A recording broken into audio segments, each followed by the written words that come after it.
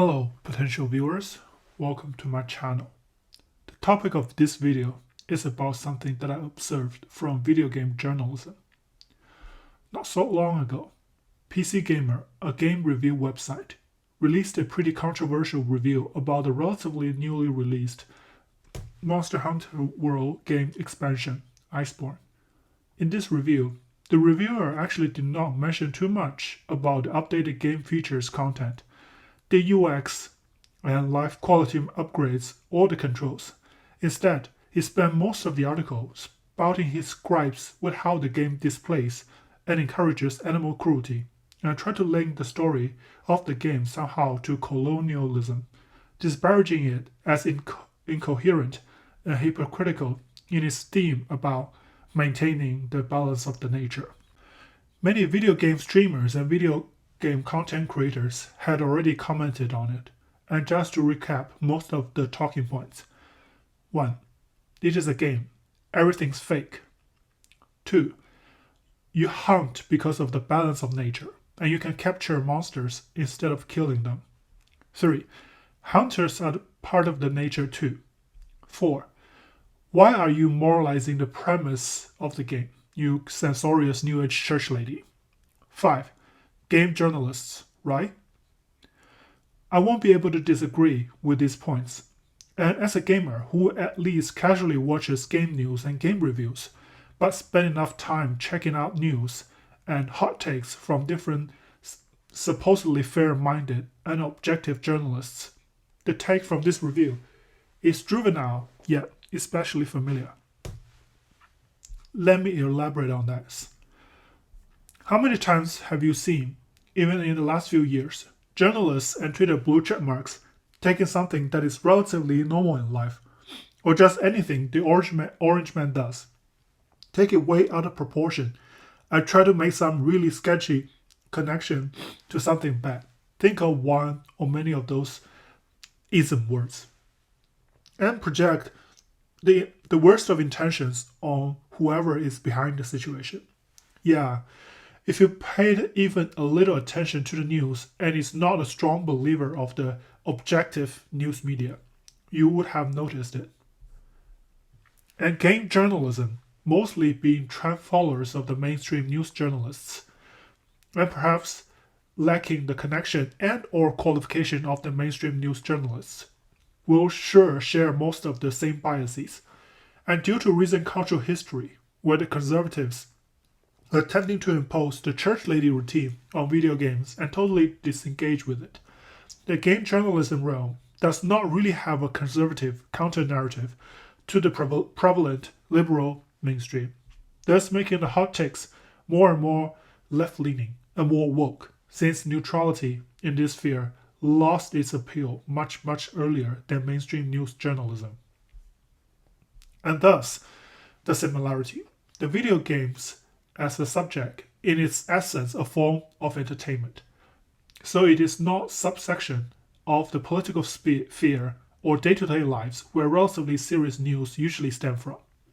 And neither is it a topic of much gossip. Video games cannot have romantic relationship or beef with each other. And the producers of video games go into the spotlight so infrequently, and if ever for some limited amount of time, that no one cares that much about their personal lives. This naturally draws more attention of the game journals to the controversy and hype around the content or community of video games, and game journalism became a breeding ground for this kind of overstretching and moralizing reporting behavior. But this video game is not about how game journals and mainstream news journalists are alike, one is woker. This video is about the general epidemic that is the moralization of entertainment, and not just entertainment like games and movies, but also like things like social media. The relatively hidden central point of contention with these controversies, man-made or not, is one question not many people seem to raise.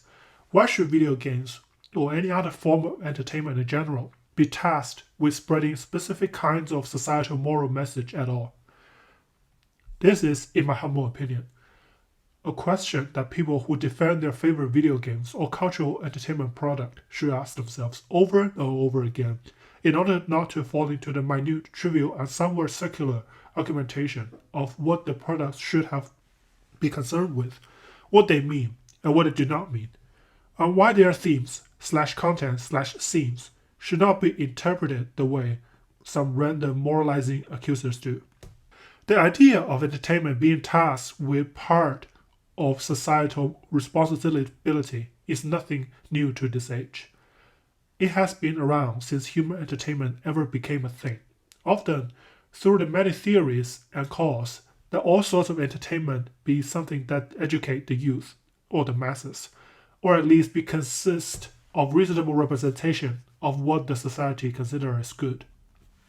The argument for this need to inject moral ideals into products of entertainment often comes into two major kinds of angles, and those who advocate for it often use a combination of them, one being a teleological argument, that entertainment's sole purpose, or at least one major purpose, is to serve as a means of mass education and a tool for spreading moral values, and the other being a utilitarian one, saying that it is for the betterment of the whole society that entertainment products be infused with moral teachings.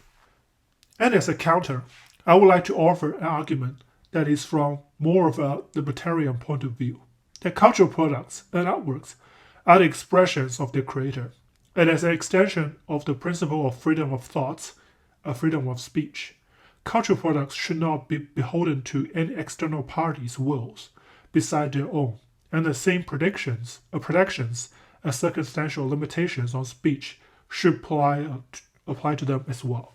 And I would like to elaborate on the reason why I strongly disagree with the prior two baseline arguments for the need to inject moral ideals into cultural products and entertainment, and why I reject some of its fundamental premises. First, with a teleological argument. In my opinion, teleological moral arguments are not as profound or even slightly convincing as many of the people using them try to make them to be. The issue with assigning purpose to an object or a phenomenon is that it is always arbitrary and somewhat circular in nature. It is meant for purpose A. Therefore, it should have served purpose A. And it has served purpose A. Therefore, its purpose is A. In the context of entertainment, for example, no doubt entertainment had long been a battleground for spread of different ideals and propaganda. My first video is about how a commercial flop of a movie that was accused of being a white savior piece was actually filled with Chinese propaganda material. But just because it had been this way does not mean it should. And one can argue that it is actually the perversion of its true purpose, that is to entertain the audiences. The baseline utilitarian argument bears more nuance and is much more heavy-loaded, since people who use these kinds of arguments in their agenda pushing don't usually lay out their reasoning and utility calculation methodology in detail. Instead, what we are seeing more than ever is the hyperbolic claim of certain entertainment products being quote-unquote dangerous, disturbing, and radicalizing. And this is my biggest concern regarding any sort of utilitarian argument for forceful injection of moral values into any cultural products and artwork. The establishment of cause and effect are usually taken for granted and not properly reasoned, even if I granted that bad externalities may warrant some sort of regulation, controlled access, or even certain levels of censorship. The externalities needed to be carefully proven to be existent or obviously harmful, which in itself is an extremely complicated and yet at times impossible task to do. Take sexually explicit content from video games and movies, for example, and without even diving into the specifics, there could already be multiple angles looking at the subject matter. Is it empowering or objectifying? Are there some stylish choices that would present more of a message than another? And is the display of such content a signature or a byproduct of liberation, or is it shameful marketing capitalizing on sexuality? Will they lead to a more open, honest, and transparent societal atmosphere about sex? Or will they lead to a societal acceptance of the degradation of human body, especially female bodies? And if you offer an answer to any of these questions, something like it is contextual and should be judged based on a case-by-case basis, then you'll be, in my opinion, mostly correct. Mostly.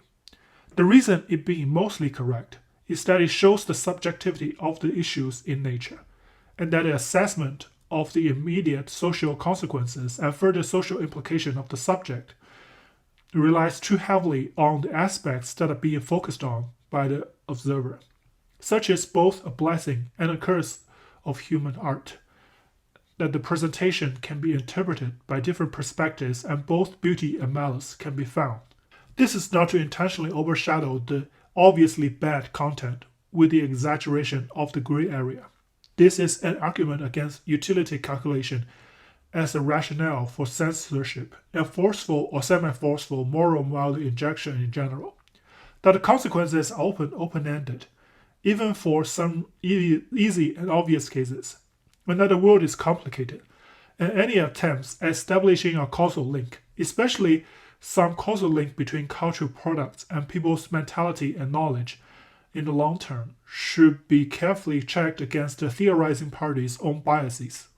And also to bring in my concerns from a content consumer's point of view, I would argue that the two baseline arguments for moralizing entertainment product implicitly takes the agency and moral autonomy of the content consumers out of the equation.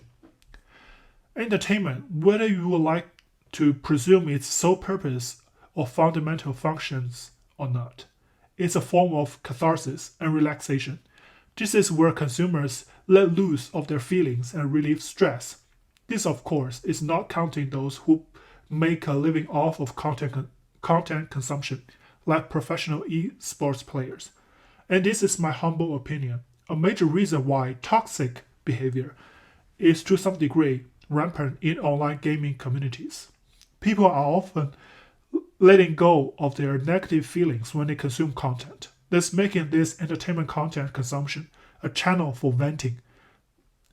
And this is especially true for video games, where humanoid enemies or monsters or zombies can be a punching bag for gamers to release their stress, aggressive feelings, and frustrations without any real-world consequences. Yes, people realize that the moving images on screen are not real, and this is why people do not empathize or relate to it and feel good harming them. The harm is not real. The death is not real.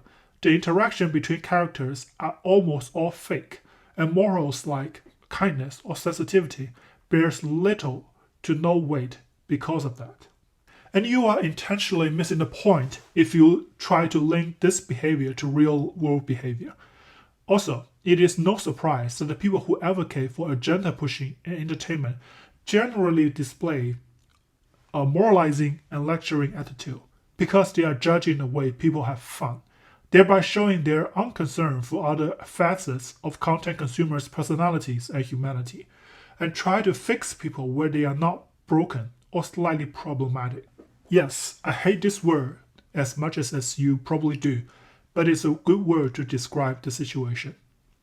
With my own value proposition and basic arguments against the agenda pushing from external parties to inject moral values into artists and content creators' work, I offer my conclusion of this video.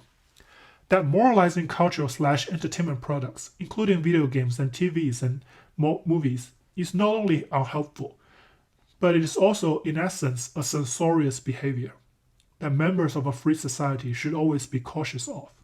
I do understand that the societal values of products that display and advocate for the desired moral values, but it should be done in a competitive way, in the marketplace of ideas, as people like me would like to call it.